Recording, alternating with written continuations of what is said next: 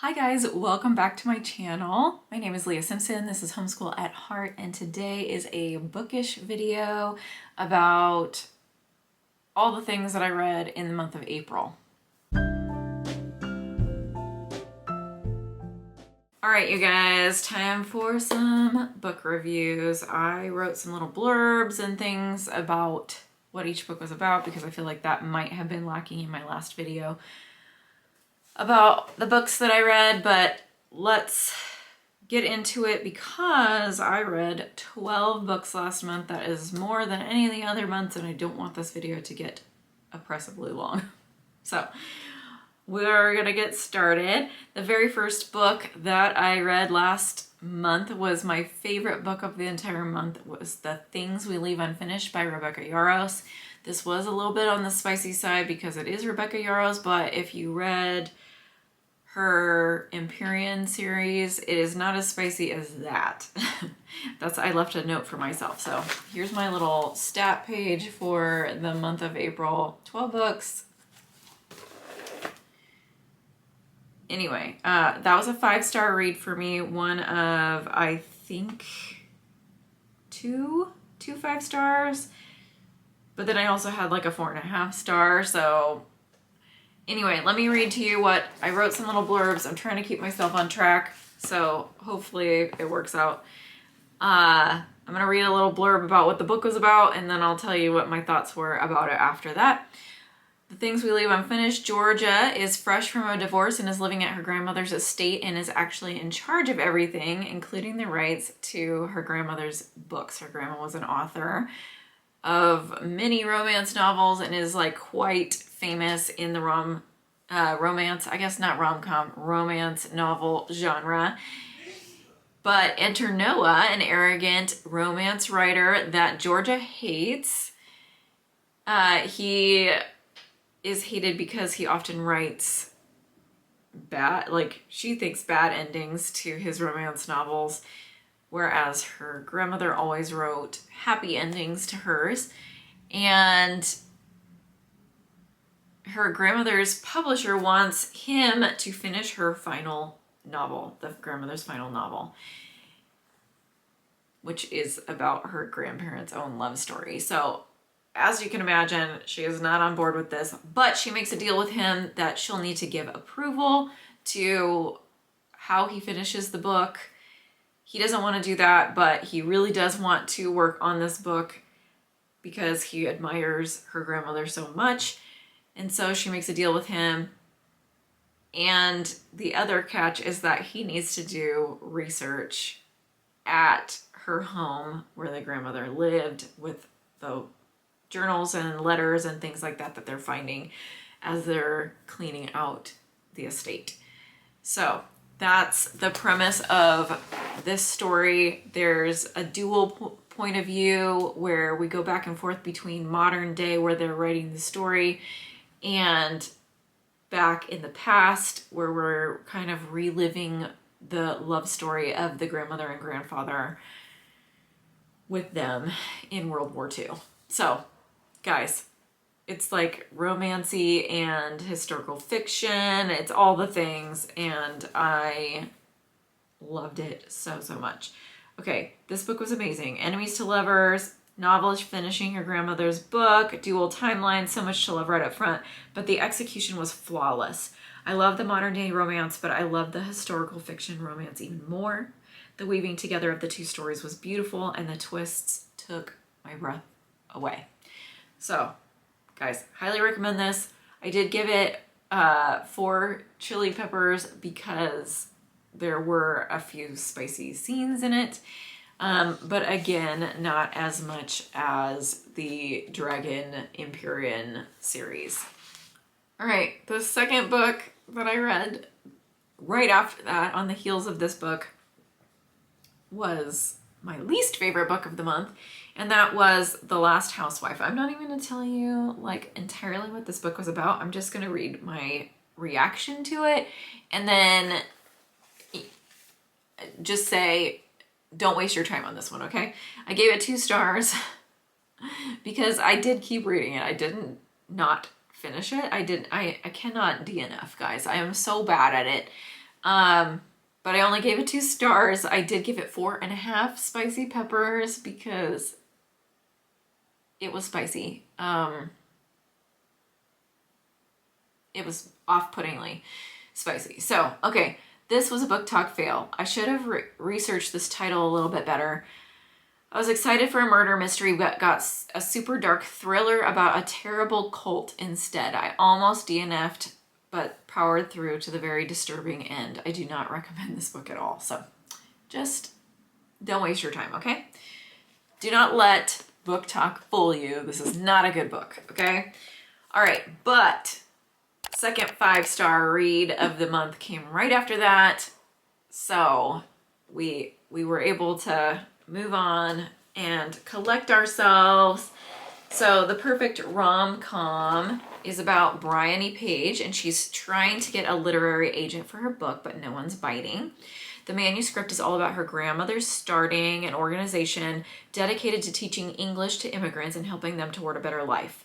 During her last pitch session at a convention, she critiques another writer's work and makes a good impression with the agent, but he doesn't want to publish her book. He wants to make her a ghostwriter for another author at his publishing house. And so she doesn't get her own book published, but wants to makes a deal with him that she'll do this if he will help her get her own book published. She turns Amelia Benedict into a household name, and the publishing company can't let her go, but her agent, Jack, realizes he can't either. So it was so cute, guys. So freaking cute.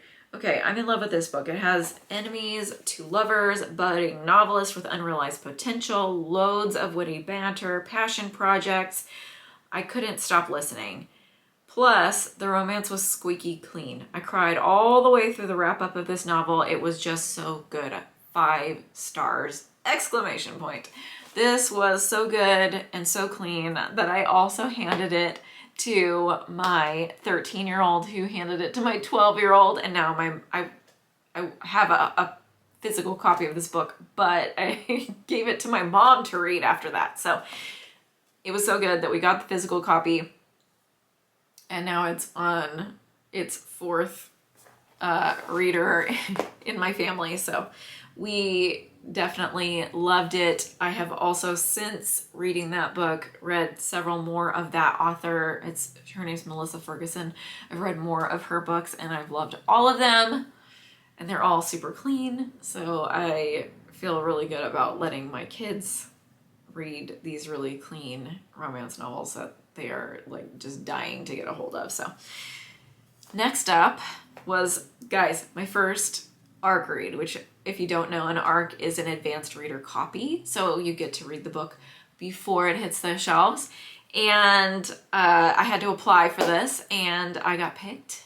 So exciting. And got to read Good to See You by author Bella Purcell. And so this was an ebook, so not like a physical book.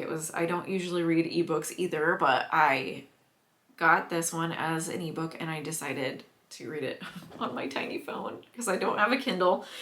So hopefully in the future I'll be remedying that, because I have decided I like the ARC reader life, so we're gonna keep on going with it.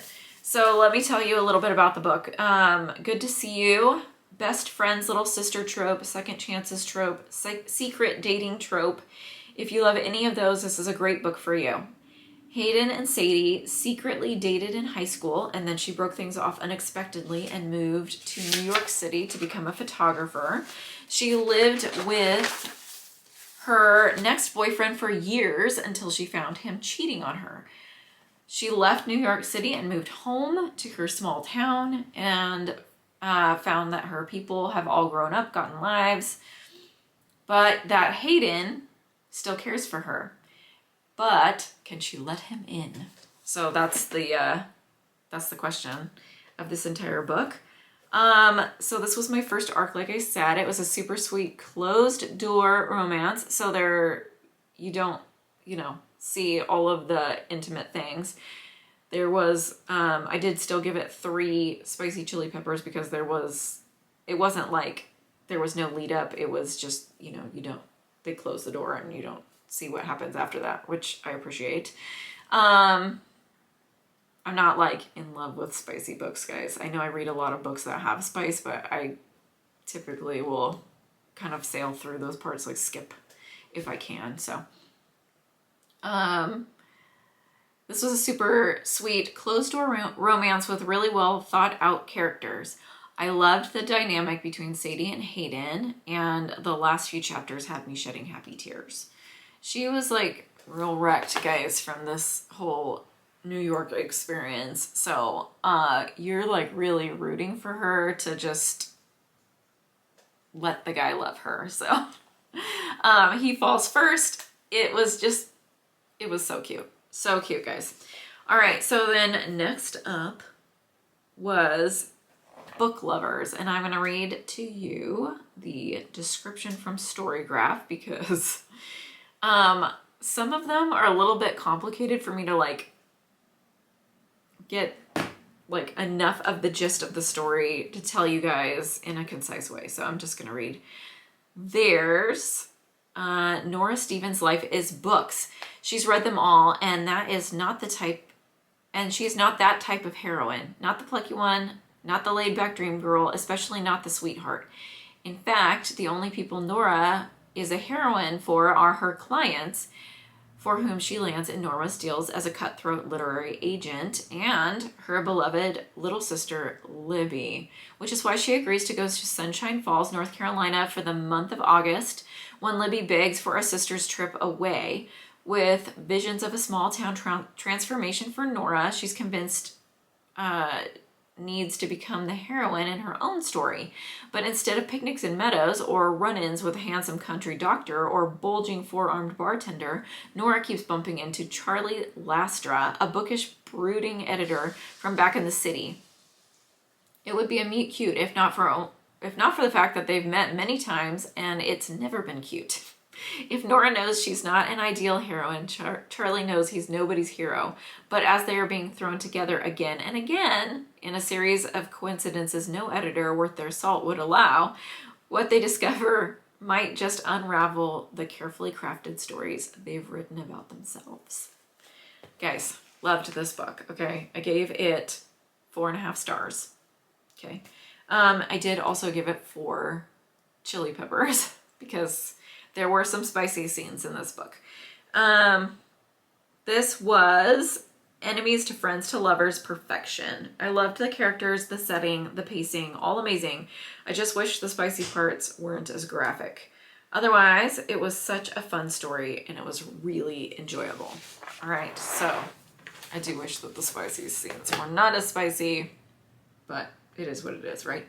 Okay, the next one was Bone Shops and Bone Dust. And honestly, I read this one because I needed another audiobook, and this one was like available while I was waiting for all of my Libby holds to come back.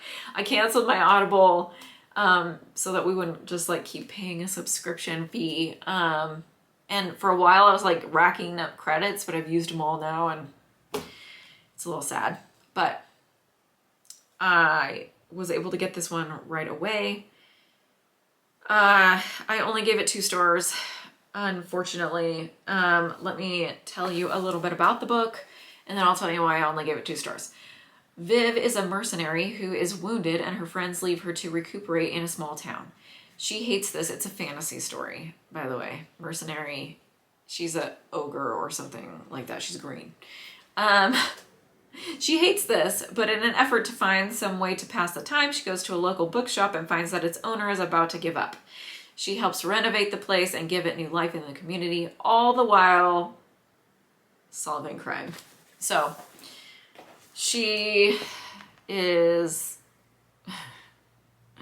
she's hurt. She doesn't want to be in the place she's in. She wants to go and do her adventure-y life, but she's got to heal, so she's passing her time.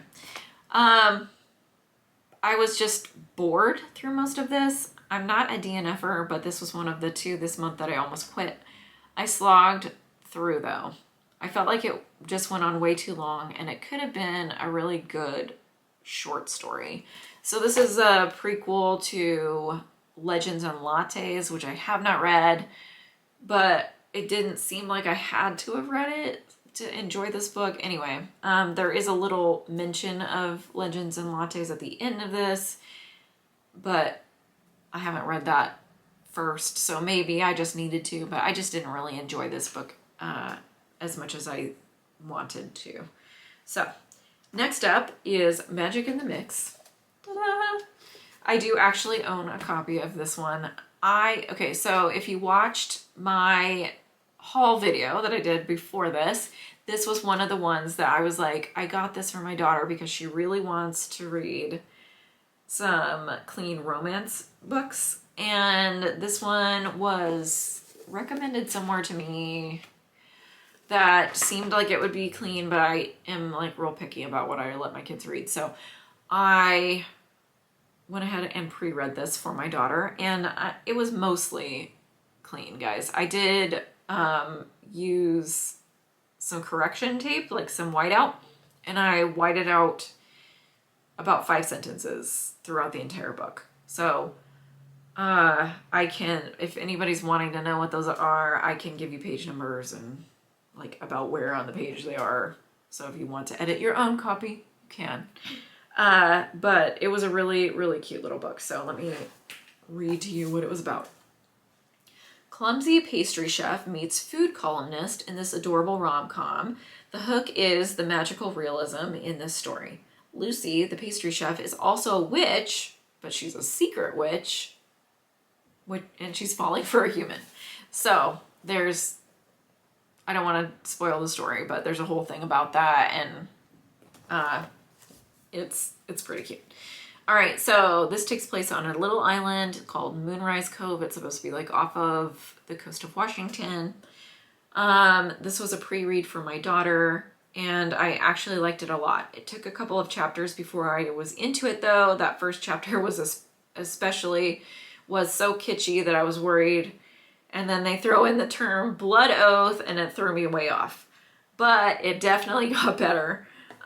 Expect a ton of cutesy baker phrases and tons of kitsch, but in a good way. I edited out a few things for Beth, but it wasn't super spicy. It totally gave me like good Bewitched vibes.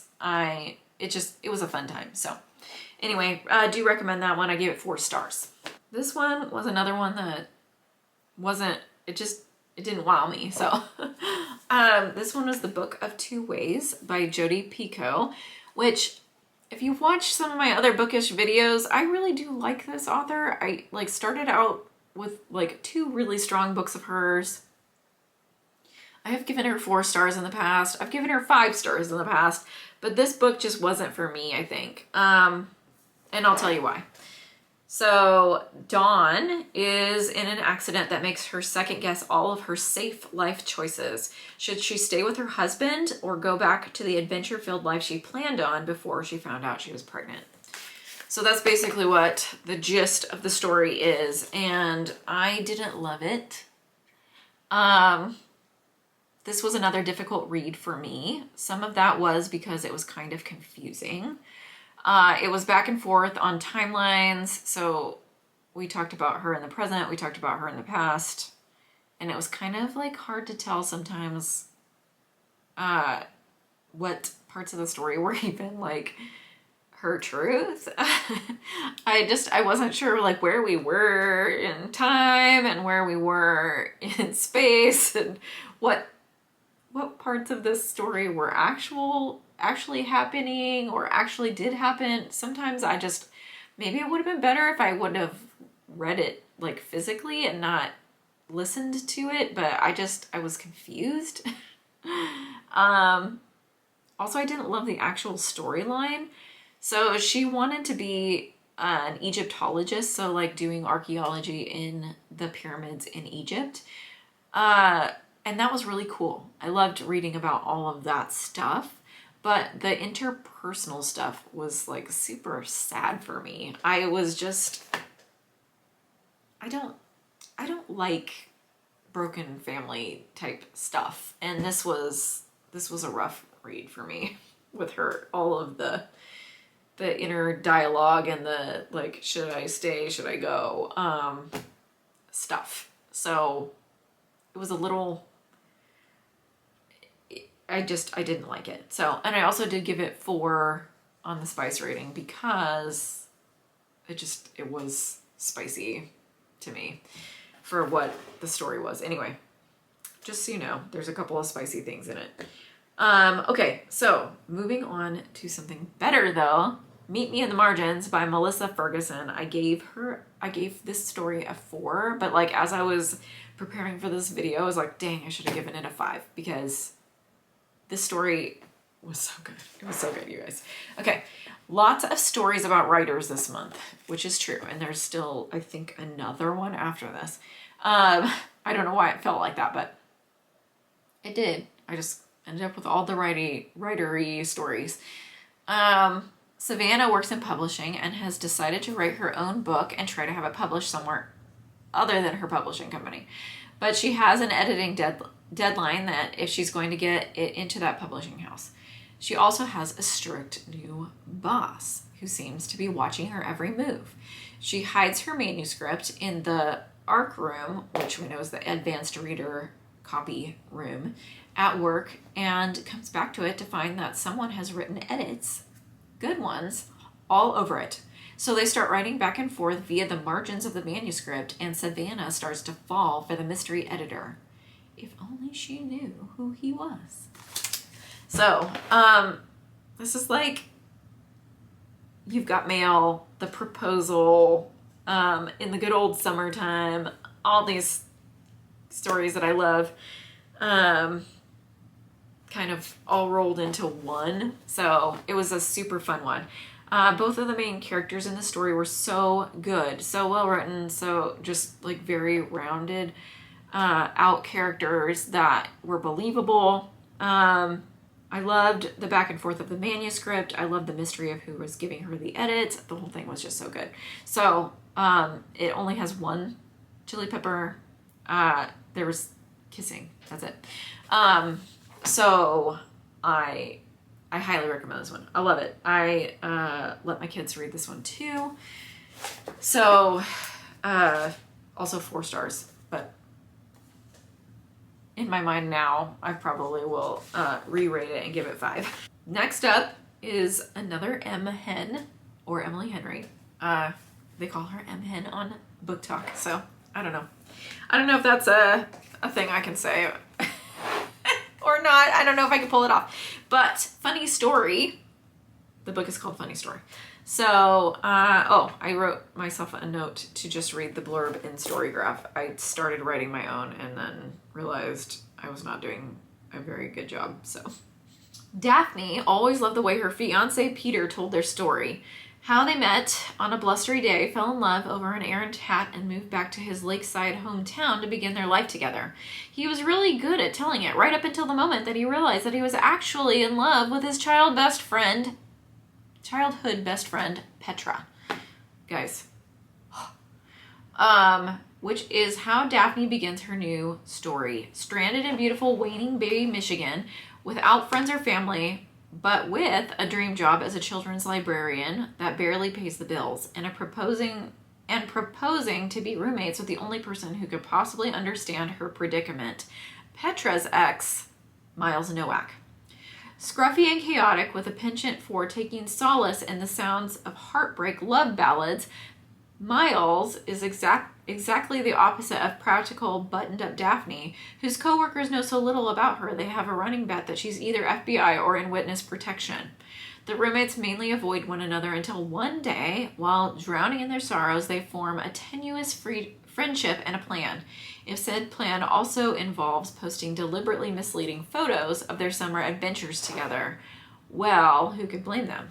But it's all just for show, of course, because there's no way Daphne would actually start her new chapter by falling in love with her ex-fiance's new fiance's ex.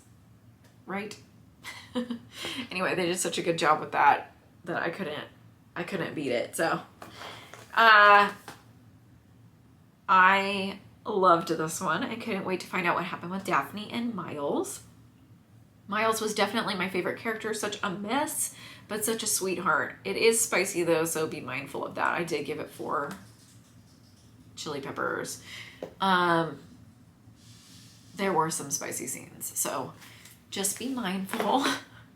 If you like it, then that's great. If you don't, then be ready to skip some pages or hit the like fast forward button on your audiobook.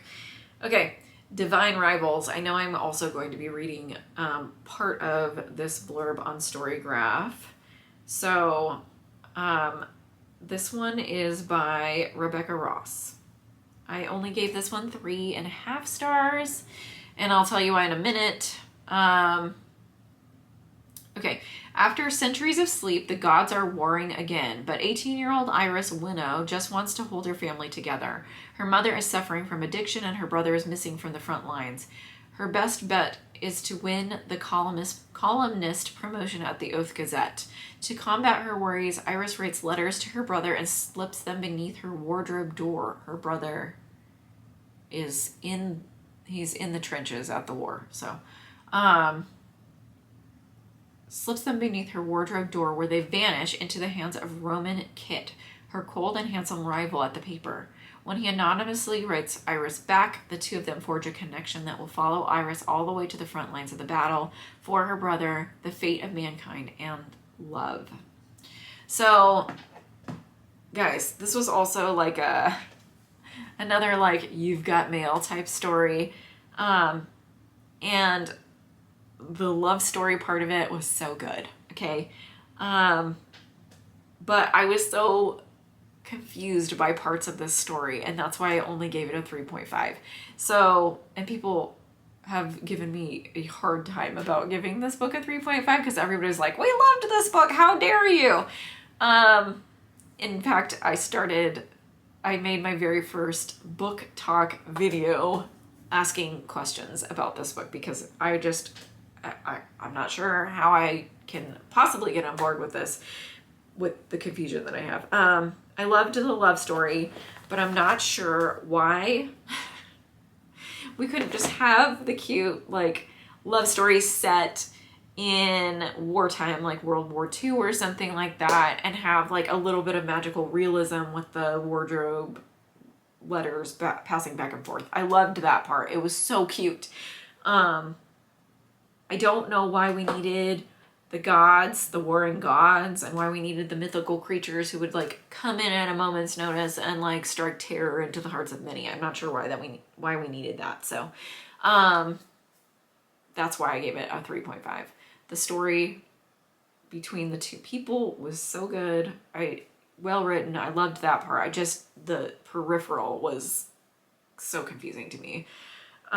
Maybe it gets better in book 2 because the end of book 1 seemed to suggest that the mythical portion of it would be a bigger deal in the second half of the duology.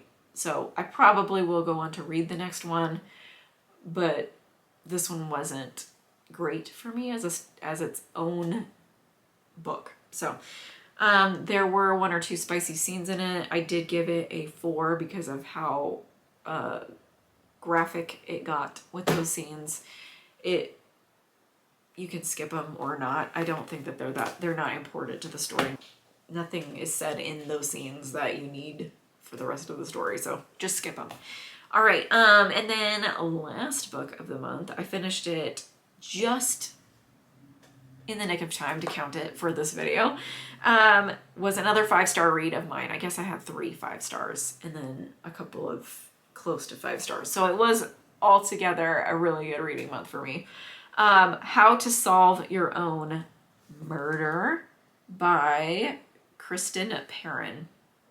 Okay, so this is her first mystery novel. I think she's written some other books, but there is a sequel to this, and I will be picking it up soon. Okay, so this is part of the Castle Knowles Files series. So there's at least 1 more book, so there's 2 so far, and I'm excited to read the next one. I have like a lot of books in front of it right now though. So, all right, so I'm just gonna read this little one, okay? A dual narrative, feel-good mystery in which A woman, Frances, spends a lifetime trying to prevent her murder as predicted by a fortune teller at a county fair when she was just 17. When she is in fact murdered nearly 60 years later, her great-niece Annie must solve the crime to avenge her great-aunt's death, and in so doing uncovers the dark heart of the quaint village of Castle Knoll, where she just might find herself in the path of a killer.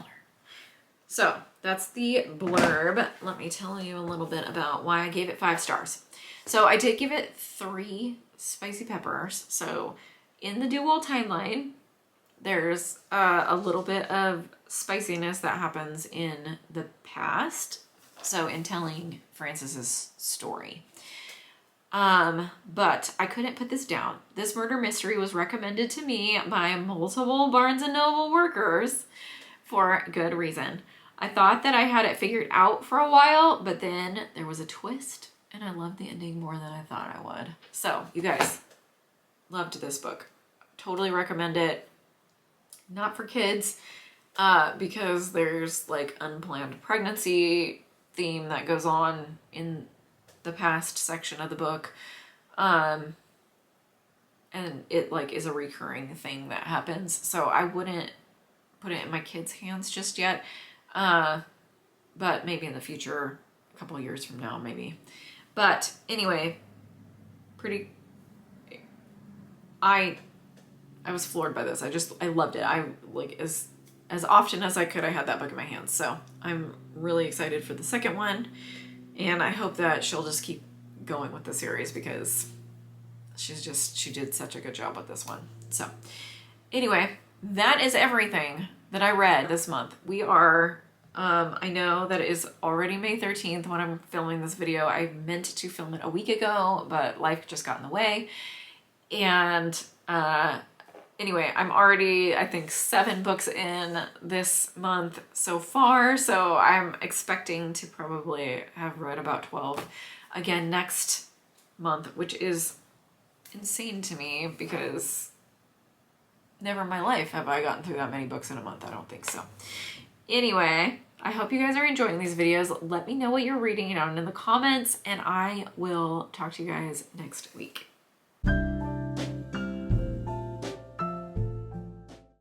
Okay, you guys, so funny story time. I'm gonna make it real quick because of how long this video is, but I talked about a little bit a few minutes ago how I found How to Solve Your Own Murder by like in Barnes & Noble. Anyway, I was looking at the murder mystery table and one of the workers like came up to me and was like, this one, you need this one. It's such a good book. So I'm like holding it and, you know, I'm like, okay, well maybe. And, you know, I don't purchase a lot of books. I read a lot of library owned books or listen to books on audio and things like that. I have a small house. I don't have a lot of space in it for storing books that I'm not sure I can share with Beth and Ellie and eventually Charlotte. But I was like, okay, well, I'll just take a walk with this book because I read the back of it and I was like, oh, it sounds really intriguing. And then as I'm taking my walk with my book and looking at other ones, I seriously had like 3 other Barnes & Noble's employees come up to me and say, that is a great book. You should buy that one. That is a great book. That is a great book. And they were right. So anyway, that is my funny story. I thought it was hilarious that so many people just like kept walking up to me based on the book that I had in my hand and saying, you should buy that book. So I did. I bought the book. And I'm glad. I will definitely be revisiting it in the future. But anyway, so listen to your Barnes & Noble's employees. They know what they're talking about. And I will talk to you guys next week.